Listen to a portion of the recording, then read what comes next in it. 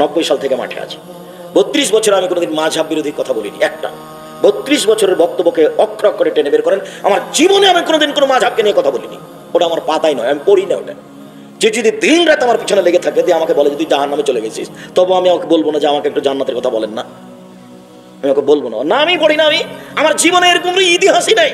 আমি বলেছি এদেশের 95% জন বক্তা মিথ্যুক, তবে আমি বলিনি ইনি মিথ্যুক। আমি বলেছি এদেশের 98% জন মুফাসসির মিথ্যুক, তবে আমি বলিনি ইনি মিথ্যুক। এই কথা আমি বলিনি। কেউ যদি প্রমাণ করতে চায় তখন আমি তাকে পাতায় পাতায় দেখাবো, আমি প্রস্তুত আছি।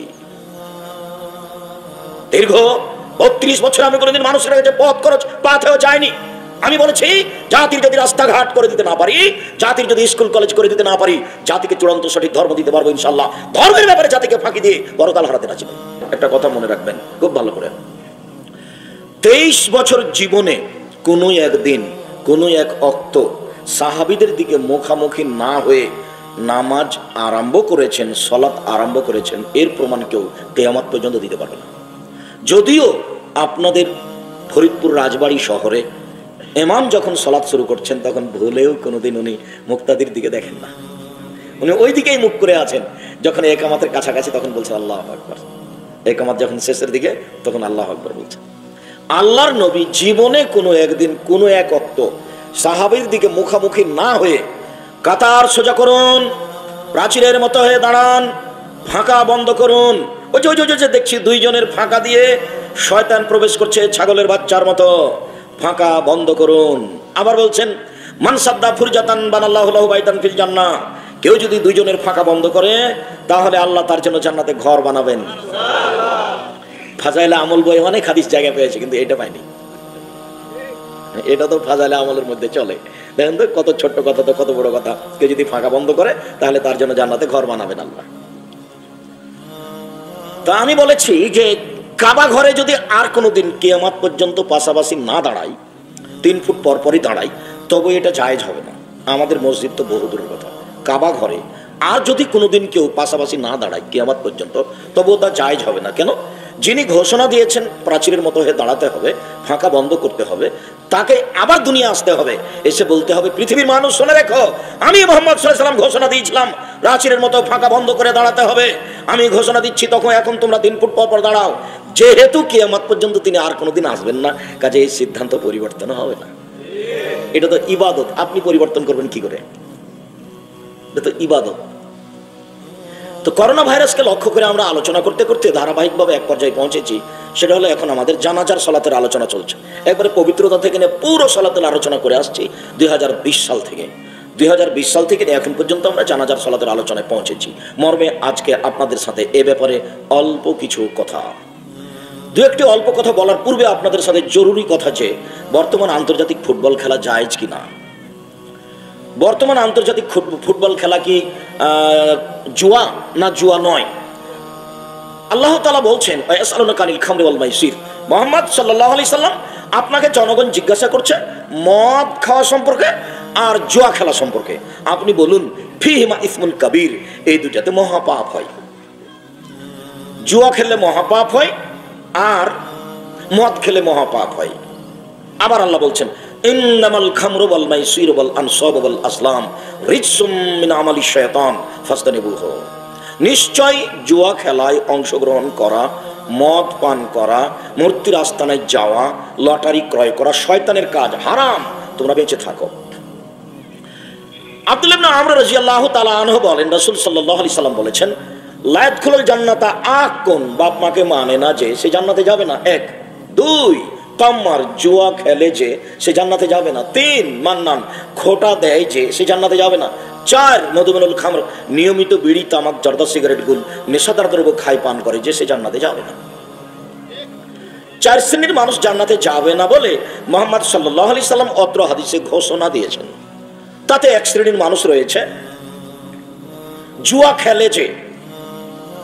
এরপরে আপনাকে আরেকটু বলি, রাসূল সাল্লাল্লাহু আলাইহি সাল্লাম বলেন মান লাইবা বিন নারদে, কেউ যদি জুয়া খেলায় অংশগ্রহণ করে, চৌসার, ছক্কা, লুডু, দাবা, পাঞ্জা, ক্যারামবোর্ড, তাস, গেমস, এই ধরনের আরো যত খেলা পৃথিবীতে জন্ম নিয়েছে এবং নিবে, যেগুলো বসে বসে চলে, এরকম খেলায় জুয়ায় কেউ যদি অংশগ্রহণ করে ফাকাদ সাবাকা ইয়াদাহু ফি দামি খিনজির, তাহলে সে তার হাতকে শরীর শুকুরের রক্তের মধ্যে ডুবিয়ে দেবে। এ কথা মোহাম্মদ সাল্লাল্লাহু আলাইহি সাল্লাম বলেন, হাদিস মুসলিম। তিনি আরো বলেন যে পৃথিবীতে দুটা পাপ আছে মানুষ না করেই পাপী, অবাক পাপ। আমিও মাঝে মধ্যে অবাক হই, যেটা কেমন হয়, করেনি তবুও পাপী। এ কথা মোহাম্মদ সাল্লাল্লাহু আলাইহি সাল্লাম বলেন। তিনি বলেন, কোন মহিলা যদি সাজগোজ করে পুরুষের পাশ দিয়ে হাঁটে তাহলে ও ব্যভিচারিণী, ও ব্যভিচারিণী, ও ব্যভিচারিণী। রাসূল সাল্লাল্লাহু আলাইহি সাল্লাম কথাটি 2-3 বার বলেন, অথচ মেয়েটা জেনা করেনি। ওর অপরাধ কি? ও সাজগোজ করে পুরুষের পাশ দিয়ে হেঁটেছে, এটাই অপরাধ। এই অপরাধের ভিত্তিতে মুহাম্মদ সাল্লাল্লাহু আলাইহি সাল্লাম তাকে জেনাকারিণী মহিলা বলে ঘোষণা দিয়েছে। তিনি আরো বলেন, কেউ যদি কাউকে বলে লাউকামেরও আসো জুয়া খেলি, আমি তোমার সাথে জুয়া খেলতে চাই, এই কথা যদি কেউ বলে তাহলে তাকে 10 জন ফকিরকে সোয়া কেজি করে চাউল দিতে হবে, কাফারা দিতে হবে। খালি বলেছে সেই জন্য, খেলেইনি, খালি বলেছে আসো খেলি। অবাক খেলা, অবাক জুয়া। তো মোটামুটি জুয়া বুঝলাম, এবার বুঝি জুয়া কাকে বলে। প্রত্যেক যেই খেলাতে টাকার হার জিত আছে সেটাই হলো জুয়া। প্রত্যেক যেই খেলাতে টাকার হার জিত রয়েছে সেটাই হলো জুয়া। আন্তর্জাতিক ফুটবল খেলায় টাকার হারজিত আছে কিনা আমরা খুব ভালো বুঝি। শুধু কেন টাকার হারজিত বলছেন, কোটি কোটি নয়, বিলিয়ন বিলিয়ন ডলার খরচ আছে এর পিছনে। শুধু তাই নয়, কোটি কোটি মানুষ মুসলমান হওয়ার পরেও হাততালি দিচ্ছে, যেটা ইহুদি খ্রিস্টানের কাজ। শুধু তাই নয়, এই খেলা খেলে লক্ষ্য করে কোটি কোটি নারী নগ্ন হয়ে নাচছে। শুধু তাই নয়, এই খেলাকে লক্ষ্য করে সারা পৃথিবীর মানুষ যত ফেস্টন করেছে দেখার জন্য, বিশাল পর্দা, সব ফেস্টনের কাপড়ের দাম লাগালে কয়েক কোটি টাকা হবে, মানুষ জানে না তা কত টাকা হবে। শুধু কি তাই, এর পতাকা, ব্রাজিল আর্জেন্টিনার পতাকা তৈরি করার জন্য মানুষ যত কাপড় কিনেছে তাদের কত টাকা হতে পারে। তার অবাক যে মাগুরা জেলার এক লোক জমি বিক্রি করে পতাকা লম্বা করেছে 7.5 কিলোমিটার, আর ফেনের এক লোক 4.5 কিলোমিটার। তাহলে কি মানুষ না? বুঝে না ওরা, অন্তর আছে বোঝে না, দেখেও দেখে না ওরা, চক্ষু আছে দেখে না, শোনেও শোনে না ওরা, কান আছে শোনে না। উলাইকা কালানাম, তারা পশু প্রাণীর মতো, তারা গরু ছাগলের মতো, তারা কুকুর শ্রীগলের মতো, বালহুম আদাল, বরং তার চেয়ে খারাপ। মানুষ কুকুর শ্রীগলের চেয়ে খারাপ, এ কথা আল্লাহ বলেন। এটা মুহাম্মদ সাল্লাল্লাহু আলাইহি সাল্লামের কথা নয়। মানুষের বুঝ আছে কিন্তু বুঝে না, অন্তর আছে বুঝার জন্য, কান আছে শোনার জন্য, শুনলো কিন্তু তা গ্রহণ করলো না, দেখলো কিন্তু তা বুঝে নিল না। চোখের সামনে মানুষ মরে যাচ্ছে, দিনটা দেখছে, কিন্তু নিজের অন্যায় থেকে ফিরে আসে না, বুঝতে চায় না যে একটু পরে বা এখনই আমারও মরণ হতে পারে। সম্মানিত দিনী ভাই বোন, এর সাথে আরো 2টা দল সবসময় মুখোমুখি আছে। একজন বলছে আমারটা জয় হলে আমরা গরু জবাই করবো, খাওয়াচ্ছে অনেক, আর একজন বলছে আমারটা পরাজয় হলে আত্মহত্যা করবো। এটা কি তোমাদের বুঝে কি বলো তো যুবক, তোমার বুঝে কি? এইটা যদি জুয়া না হয় তো পৃথিবীতে জুয়া কোনটা? এইটা যদি হারাম না হয় তাহলে হারাম খেলা কোনটা? যার কারণে তুমি মাথার চুল চতুর্দিক ছোট করে উপরে ছাতা করে রেখেছো। তুমি কি জানো এই ছাঁটার নাম কি? এটার নাম কাজা, কাপ জত ইয়া, এটা হারাম, কাবিরা গুনাহ। তখন আমি বলেছি যে তোমার মা নাই সেই জন্য এটা করেছো। তখন আমি বলেছি যে তোমার মা নেই এই জন্য তুমি চুল এভাবে ছেটেছ।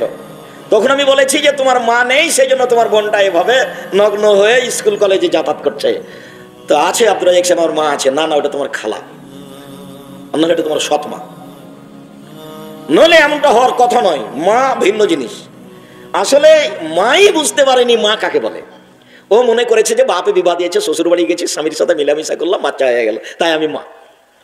কিন্তু আসলে তো তা নয়। এটা যে আমি বাস্তব আপনাদেরকে রাত দিন দেখাচ্ছি, তো এইটুকু বলে নিয়ে আমরা কয়েকটা কথা বলবো যে বিষয়ে বলছি। জাবের রাদিয়াল্লাহু তাআলা আনহু যা বলছেন তাতে তোমার মা নয়, এটা তোমার খালা বা এটা তোমার সৎ মা, এ কথাই ঠিক। তুমি চেষ্টা করো আজকে প্রমাণ করতে যে এটা আমার মা, আর আমি চেষ্টা করব প্রমাণ করতে যে এটা তোমার খালা বা এটা তোমার সৎ মা। দেখি কি করা যায়। জাবের রাদিয়াল্লাহু তাআলা বললাম, আল্লাহর নবী, আমি নতুন বিবাহ করেছি, আমাকে বাড়ি যেতে অনুমতি দেন। তখন আল্লাহ রাসূল বলেন, ও তুমি বিবাহ করেছো, বিকরানা মুসাইয়্যিবা, তুমি কুমারী মেয়ে বিবাহ করেছো না তালাক প্রাপ্তা মেয়ে বিবাহ করেছো? তো আমি বললাম মুসাইয়্যিবা, আমি তালাক প্রাপ্তা মেয়ে বিবাহ করেছি। ওই মেয়ের বিবাহ আগে হয়েছিল, ওর স্বামী তাকে তালাক দিয়ে দিয়েছে, আমি তাকে বিবাহ করেছি। তখন রাসূল সাল্লাল্লাহু আলাইহি সাল্লাম বললেন, হাল্লা বিকান তুলাইবাহা তুলাইবকা, আরে তুমি কুমারী মেয়ে কেন বিবাহ করলে না? তুমি তার সাথে খেলতে, ও তোমার সাথে খেলতো। আরে তুমি অবিবাহিতা মেয়ে কেন বিবাহ করলে না? তুমি তার সাথে খেলতে, ও তোমার সাথে খেলতো। কুমারী মেয়ে তুমি কেন বিবাহ করলে না? তুমি তার সাথে খেলতেও, তোমার সাথে খেলতো। মোহাম্মদ সাল্লাল্লাহু আলাইহি সাল্লাম বলছেন জাবিরকে যে তুমি কুমারী মেয়ে কেন বিবাহ করলে না? অথচ মোহাম্মদ সাল্লাল্লাহু আলাইহি সাল্লামের 13 জন স্ত্রীর মাত্র একজনই আগে কখনো বিবাহ হয়নি, একজনের। বাকি সবারই দুবার তিনবার করে বিবাহ হয়েছে। যার বিবাহ হয় না আগে কোনোদিন, তিনি কে? তিনি হচ্ছেন আয়েশা রাদিয়াল্লাহু তাআলা আনহা। আর পৃথিবী যিনি সবচেয়ে দামি মহিলা পৃথিবীতে, তার মোহাম্মদ সাল্লাল্লাহু আলাইহি সাল্লাম হলেন 3 নম্বর স্বামী। খাদিজা রাদিয়াল্লাহু তাআলা আনহার ইতিপূর্বে 2 বার বিবাহ হয়েছিল। মোহাম্মদ সাল্লাল্লাহু আলাইহি সাল্লাম আমাদের নবী খাদিজার কত নম্বর স্বামী? 3 নম্বর স্বামী। ইতিপূর্বে 2 জন পার হয়ে গেছে। তো যাক, তিনি তারপরে উৎসাহিত করার জন্য বললেন এ কথা থাক। এখন জাবের কি বলছেন সেটা শুনি, এটা হলো মূল কথা। জাবের বলছেন, আল্লাহর নবী আমার বাপ উহুদের যুদ্ধে শহীদ হয়েছেন 6 জন মেয়ে রেখে। আমার 6টা বোন আছে। আমার বোনদের সমবয়সের মেয়েকে আমি বিবাহ করতে চাইনি 4টা কারণে। আল্লাহর নবী আমার বাপ উহুদের যুদ্ধে শহীদ হয়েছেন 6 জন মেয়ে রেখে, মানে আমার 6টা বোন আছে। আমি আমার বোনদের সমবয়সের মেয়েকে বিবাহ করতে চাইনি 4টা কারণে। 1, লে তোয়াত দেবা হন না, আমার স্ত্রী যেন আমার বোনদেরকে শিষ্টাচার শিখাতে পারে। শিষ্টাচার, তোমার মা কি জানে শিষ্টাচার কাকে বলে? তোমার মা মাস্টার ডিগ্রি পাশে, কথা ঠিক বুঝে নিলাম। রাজবাড়ি বাড়ি, ফরিদপুর রাজবাড়ি অনেক উন্নত মানের এলাকা, আবার ঢাকার সাথে কাছাকাছি যোগাযোগ, পয়সাপাতি এখন অনেক বেশি, জমি জায়গার দাম বেশি। একদিন না হয় বিরান পড়েছিল, এখন অনেক কিছু, সব কিছু বুঝলাম। তা আসলেই কি তোমার মা জানে যে শিষ্টাচার কাকে বলে? আচ্ছা, আব্দুল রাজাক সাহেব 2-1টা বলবেন। হ্যাঁ, তা বলতে পারি। আম্মু, জুতা পায়ে দিলে ডান পায়েরটা আগে পরিও, জুতা খোলার সময় বাম পায়েরটা আগে খুলো। আম্মু, শোয়ার সময় ডান কাতে শুইবা, দোয়া পড়ে। আম্মু, পেশাব পায়খানায় গেলে দোয়া পড়ে ঢোকবা, বের হওয়ার সময় দোয়া পড়ে বের হবা। আম্মু, বাড়িতে ঢোকার সময় সালাম দিয়ে ঢুকতে হবে। এটা তো ফরিদপুর রাজবাড়ি, এটা তো আর সাতক্ষীরা খুলনা নয় যে ওইখানে একটা বাড়ি, এইখানে একটা ঘর, ওইখানে একটা ঘর, এইখানে একটা ঘর, মধ্যেখানে গরুর গাড়ির রাস্তা। মানে কি ঘেরা নেই? রাজবাড়ি কি এরকম যে ঘেরা নেই? চতুর্দিক ঘেরা আছে। আমি খুব একটা ভালো অবগত নই, আমি যেখানে ঢুকেছিলাম সেটা যে কেমন। বাড়ি হতে হবে চতুর্দিক ঘেরা, বুঝতে পারেননি কথা? যদি চতুর্দিক ঘেরা না থাকে তা আপনি ঢুকবেন কোনখান দিয়ে আর সালাম দিবেন কিভাবে? একটা দরজা লাগবে না? বাইরে একটা দরজা লাগবে, তখন আপনি দরজায় সালাম দিয়ে ঢুকবেন, আসসালামু আলাইকুম। তো দরজাই নাই, সবই সমান, তো আপনি সালাম দিবেন কোথায়? তা আমি ধারণা করছি যে এতটা অঞ্চল ভালো। ওইটা আছে ময়মনসিংহ এর দিকে, যে ঘেরা নাই, 2টা ঘর আছে, এতেই বসবাস করে, সবই ফাঁকা। ফাঁকা জায়গায় বউটা রান্না করে, ফাঁকা জায়গায় স্ত্রী তার রান্না করে। যাক, আম্মু, ঢোকার সময় সালাম দিয়ে ঢোকবা, শিষ্টাচার। 2, তোয়াল্লে মোহন না, আমার স্ত্রী যেন আমার বোনদেরকে বিদ্যা শিখাতে পারে। বিদ্যা। আম্মু, জোহরের 4 রাকাত পূর্বে সুন্নাত পড়তে হয়, পরে 2 রাকাত সুন্নাত পড়তে হয়, তাহলে আল্লাহ জান্নাতে ঘর বানান। আম্মু, জোহরের আগে 4 পরে 4, 8 রাকাত সুন্নাত পড়লে জাহান্নাম হারাম হয়ে যায়। বিদ্যা। আমার স্ত্রী যেন আমার বোনদেরকে বিদ্যা শিখাতে পারে। 3, তুরাজ্জালাহুন না, আমার স্ত্রী যেন আমার বোনদের মাথার চুল চিরুনি করতে পারে, পরিপাটি করে রাখতে হবে আমার বোনদেরকে। সেই জন্য আমি আমার বোনদের সমবয়সের মেয়েকে বিবাহ করিনি। 4, তাকুমা আলাইহিন না, আমার স্ত্রী যেন আমার বোনদের উপরে পাহারা দিতে পারে। পাহারাদার। তোমার মা হলো তোমার এবং তোমার বোনের জন্য পাহারাদার। তোমার মাথায় ছাতা চুল আছে, বলো তো তোমার মা কেমন পাহারাদার? তোমার দাড়ি চাঁচা আছে, বলো তো তোমার মা কেমন পাহারাদার? বলো তো তোমার প্যান্টটা টাকনোর নিচে আছে, বলো তো তোমার মা কেমন পাহারাদার? তোমার ছোট ভাইটা বাম হাতে পানি খাচ্ছে, তোমার মা কিছুই বলে না, বলো তো তোমার মা কেমন পাহারাদার? আল্লাহর নবী, আমি আমার বোনদের সমবয়সের মেয়েকে বিবাহ করিনি, কুমারী মেয়েকে বিবাহ করিনি 4টা কারণে। বলতে পারো যুবক তুমি 4টা কারণ কি? 1, শিষ্টাচার, 2, বিদ্যা, 3, চিরুনি, 4, পাহারাদার। তোমার মা 4টা কাজ করবে। 1, শিষ্টাচার। সবসময় ছেলে মেয়েকে শিষ্টাচার শিখাবে। আপু, চিচি, ডান হাতে পানি খাও, পানি খাও। আম্মু, আম্মু, আম্মু, বামাতে ধরেছে, বামাতে ধরেছে। আরে শয়তান বামাতে খাই। সবসময় মা বাচ্চাদেরকে কি শিখাবে?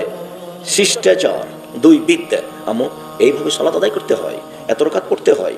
আম্মু, এইটা দোয়া মুখস্থ করো, এই পদ্মটা মুখস্থ করো। আম্মু, এটা ঠিকঠাক করো। বিদ্যা। 3, চিরুনি। একবারে পরিপাটি হয়ে থাকবে তোমার বোন, ঝকঝকে হয়ে থাকবে, পরিষ্কার পরিচ্ছন্ন হয়ে থাকবে, মাথার চুল এলোমেলো থাকবে না। যদি এলোমেলো থাকে তাহলে এটা তোমার মা নয়, এটা তোমার খালা। যদি এলোমেলো থাকে তাহলে এটা তোমার সৎ মা।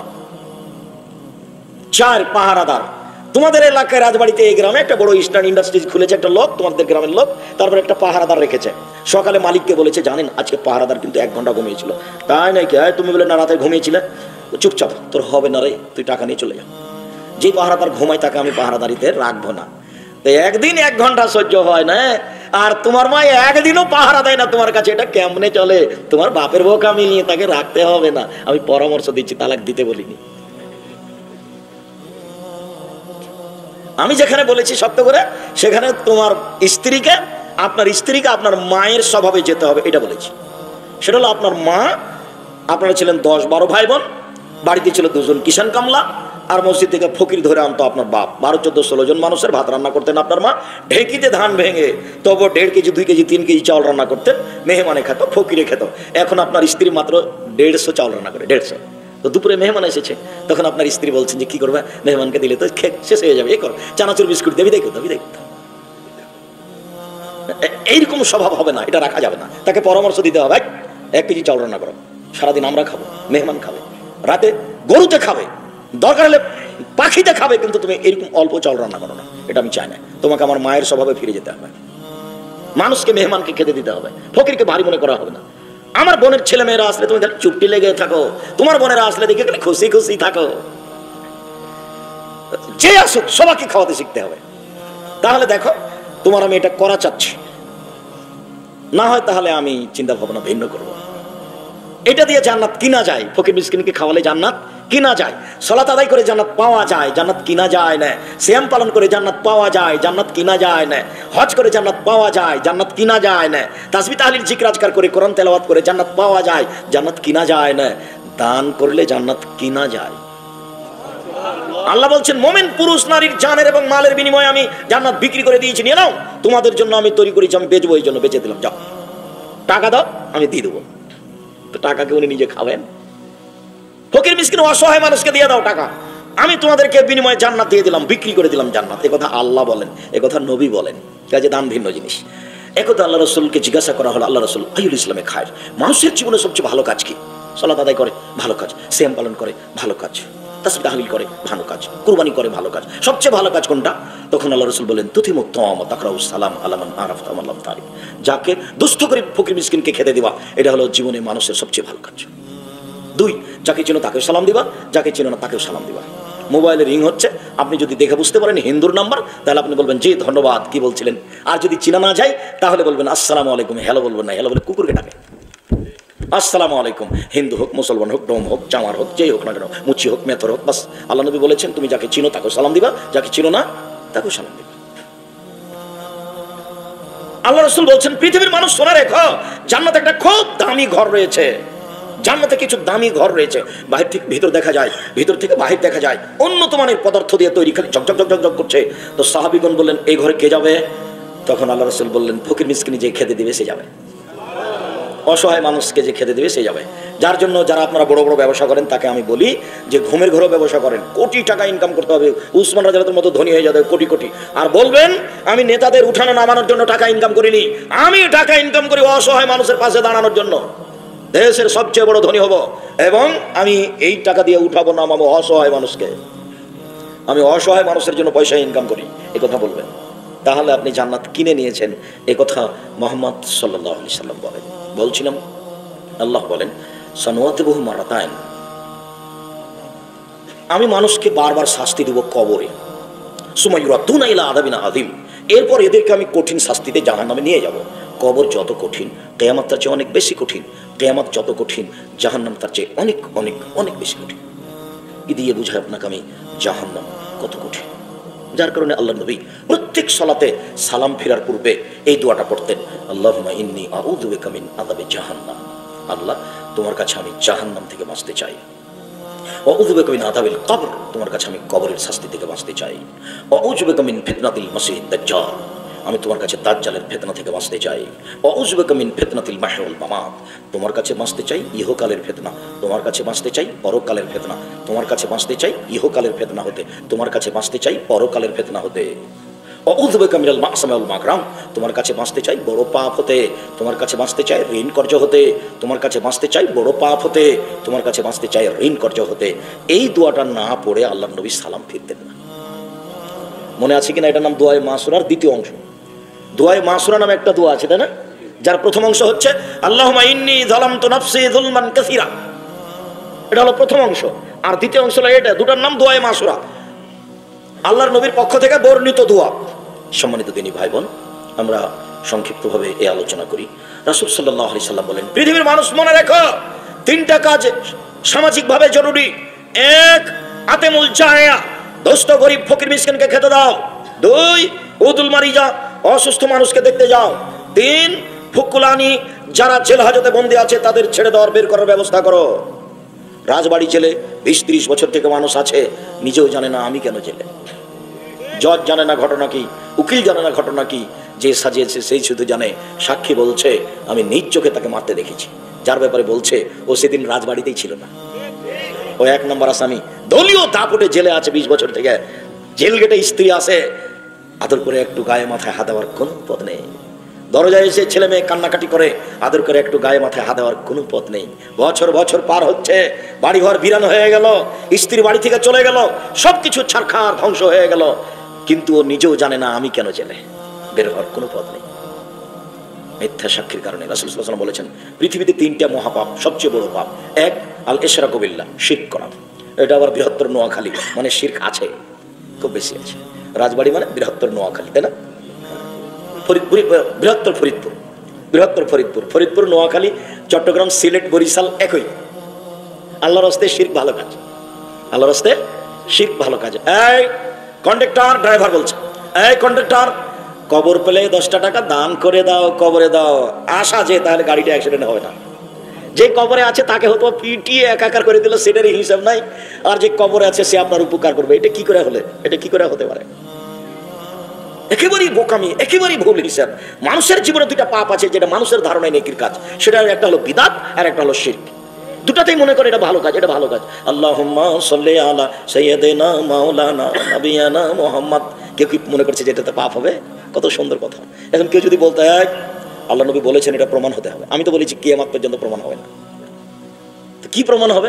হবে দুরূদ ইব্রাহিম, আল্লাহুম্মা সাল্লি আলা মুহাম্মাদ ওয়া আলা আলি মুহাম্মাদ কামা সাল্লাইতা আলা ইব্রাহিম ওয়া আলা আলি ইব্রাহিম ইন্নাকা হামিদুম মাজিদ। আল্লাহুম্মা বারিক আলা মুহাম্মাদ ওয়া আলা আলি মুহাম্মাদ কামা বারাকতা আলা ইব্রাহিম ওয়া আলা আলি ইব্রাহিম ইন্নাকা হামিদুম মাজিদ। তখন নেকি হবে বেহিসাব। আজান শেষ হয়ে গেল, সাথে সাথে বলছি এবার দুরূদ, তারপর আজানের জন্য বিশেষ দোয়া, তারপরে আমি বলবো রাজবাড়ি শহরে একটু জমির ব্যবস্থা করে দাও। কেন বলবো? আল্লাহ নবী বলছেন আজান একামাতের মাঝে দোয়া ফেরত দেওয়া হয় না। আজান একামাতের মাঝে দোয়া ফেরত দেওয়া হয় না। আজান একামাতের মাঝে দোয়া ফেরত দেওয়া হয় না। আবার আল্লাহ নবী বলেছেন যে শোনো, তুমি তো বলছো আল্লাহর নবী যে আজান দিলে তো সে সবই নেকি লুটে নিল, আপনি তো এভাবে বলছেন। আপনি বলছেন শোনো, যারা আজান দেয় কিয়ামতের মাঠে ওরা সবচেয়ে দামি।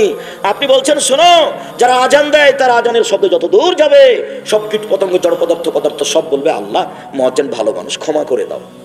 আপনি আবার বলছেন যে মুয়াজ্জিনের আজান শুনে যত লোক সালাত আদায় করবে সবাই মিলে যত নেকি পাবে, মুয়াজ্জিন একাই তত নেকি পাবে। তো সবই তো মুয়াজ্জিনের হলো, তো আমরা কি করবো তাহলে? এটা হলো জিজ্ঞাসা সাহাবীর। তখন আল্লাহ রাসূল বলছেন শোনো শোনো শোনো, কুল মা ইয়াকুলুল মুয়াজ্জিন, মুয়াজ্জিন যা বলে তা বলো, বলতে থাকো, পিছে পিছে বলো। ফাইনতাহাইতা, যখন শেষ হয়ে যাবে সাল তু তা, এবার চাও, যা চাইবে তাই দিয়ে দেওয়া হবে। চাও চাও, যা চাইবে। এই যে আজান একামাতের মাঝে দোয়া ফেরত দেওয়া হয় না। যখন কিছু চাইবেন, স্বাভাবিক চাইলে আল্লাহ তুমি দাও, তখন এভাবে উঠাবেন হাত, মিলাতে পারেন বা ফাঁকা রাখতে পারেন কাঁধ সামনাসামনি। আর যখন বলবেন এখনই দেন, এখনই এখনই দিতে হবে, তখন হাতে এভাবে উঠাবেন। বগলের সূরাতে যেন দেখা যায়।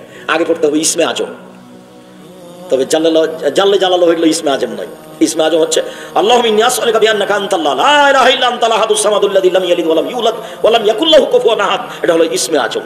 এটা যদি মুখস্থ না থাকে তাহলে দোয়া ইউনুস হলো ইসমে আজম, লা ইলাহা ইল্লা আনতা সুবহানাকা ইন্নী কুনতু মিনাজ জালিমিন। এটা যদি মুখস্থ না থাকে তাহলে সূরা ফাতিহার প্রথম 3 আয়াত আলহামদুলিল্লাহি রাব্বিল আলামিন আর রহমানির রহিম মালিকি ইয়াউমিদ্দিন, এটুকু বলে দেওয়ার পরে দুরূদে ইব্রাহিম পড়বেন। তারপরে বলবেন যে কি চাচ্ছেন, তখন আল্লাহটা গ্রহণ করবেন। আর এমনি আসসালামু আলাইকুম রহমতুল্লাহ, আসসালামু আলাইকুম রহমতুল্লাহ, আলহামদুলিল্লাহ বিহাক্কে লা ইলাহা ইল্লাল্লাহ, এটা তো হলো। এটাতে কিছু হবে কি? সারা দুনিয়া করছে যে, কাবা ঘরে হোক না কেন তাতে আসে যায় কি? সারা দুনিয়া হয়ে যাক। সারা দুনিয়া হয়ে গেলে মোহাম্মদ সাল্লাল্লাহু আলাইহি ওয়াসাল্লাম নীতি পরিবর্তন হবে না। এখন সব নারী যদি নগ্ন হয়ে কাপড় খুলে চলে তাহলে আপনি বলবেন যে এখন নগ্ন হয়ে চলা যায়?